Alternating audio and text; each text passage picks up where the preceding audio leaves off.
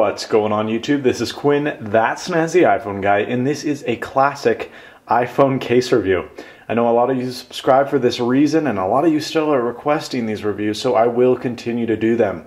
Or, I guess in this case, start to do them. It's been several months since I've done an iPhone 4 case review, and I plan to get back into it because it is something that I enjoy. I know cases are things that you guys love, and so that being said, let's get into it.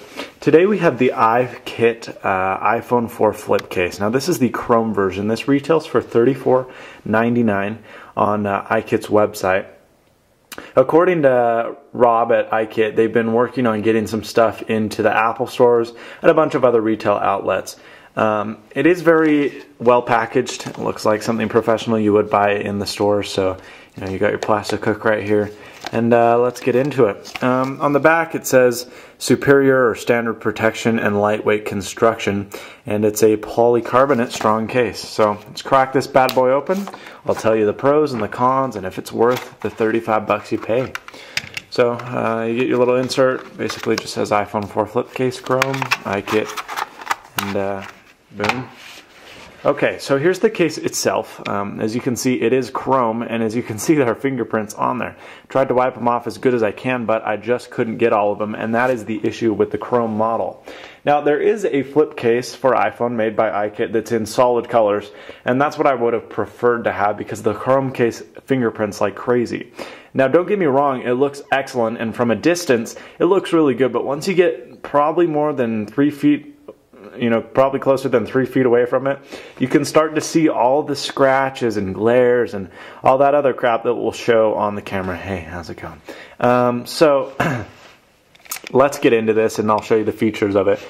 We'll go side by side. As we can see here, it's your pretty standard squarish looking side, nothing much to see.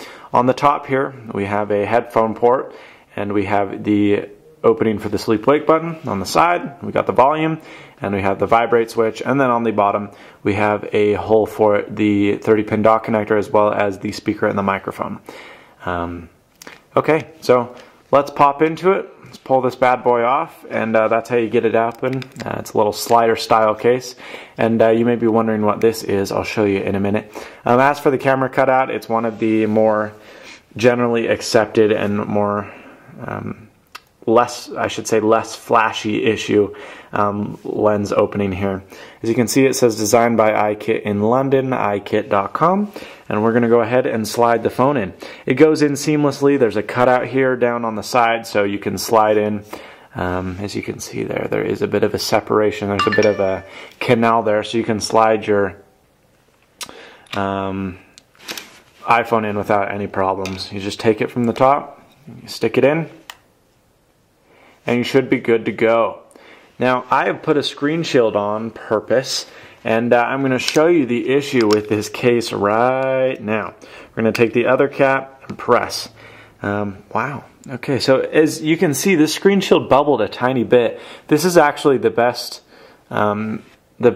case scenario I've had with screen shields on this. It doesn't come with a screen shield, and that's because it hates screen shields. It refuses to work with them. If you have an invisible shield or any other screen shield for your iPhone 4 that isn't thick, you're going to run into some serious issues. I found the thinnest, and I mean thinnest, oh, now I might not be able to get it off. I found the thinnest screen shield I could and put it on, and it works, but just barely. It's really designed to be pulled off or screen shield-less, which is kind of scary, but we'll do as they say. We'll take the screen shield off here, take the case, slide it in. It slides much easier, and then the bottom cap connects perfectly well.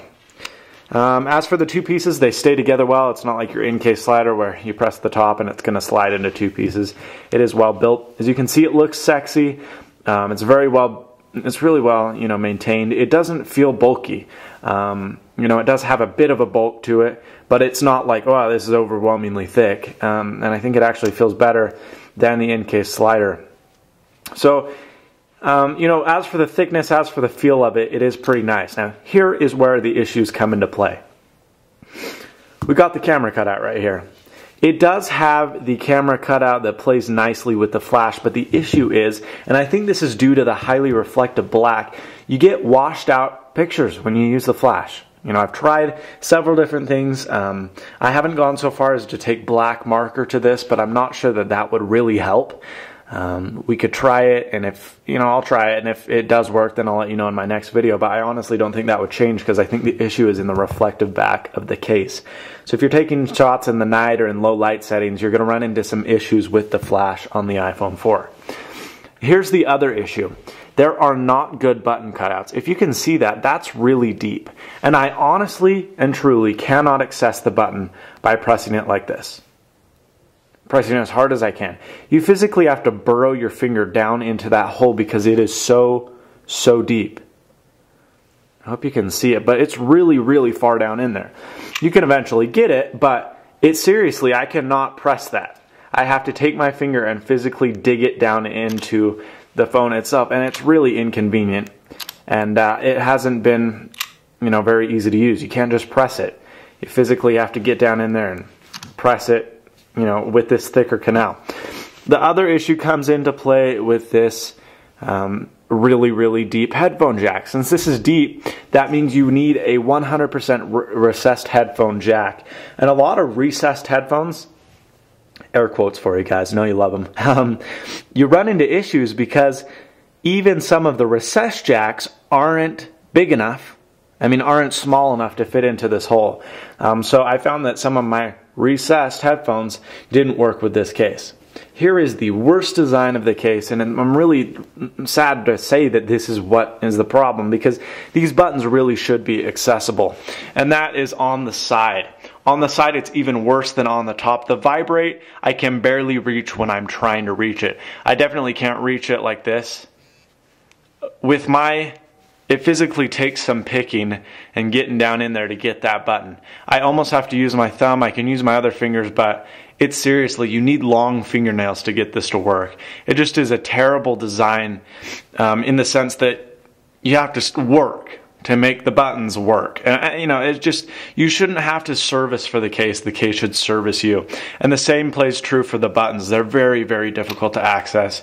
And since they're so close to this cutout, since they're so close to the severity of this ridge, you oftentimes find yourself kind of hitting the middle of this, and you don't really end up hitting the buttons all that easily. It's quite difficult to reach. Other than that, though, there is your typical standard lay on the table design. There's not a lot of it, but there's enough that I'd be willing to slide my phone across the table without getting worried. And here's the cool part about the case. It does have an integrated kickstand. So a lot of the HTC and Android phones you're seeing lately have these kickstands in it. And, you know, it sounds like a stupid, goofy idea, but they really do come in handy. So it snaps in and out very nicely and easily. You do need a bit of a fingernail to get it out. Once you do that, you just take it, set it up, and you're good to go.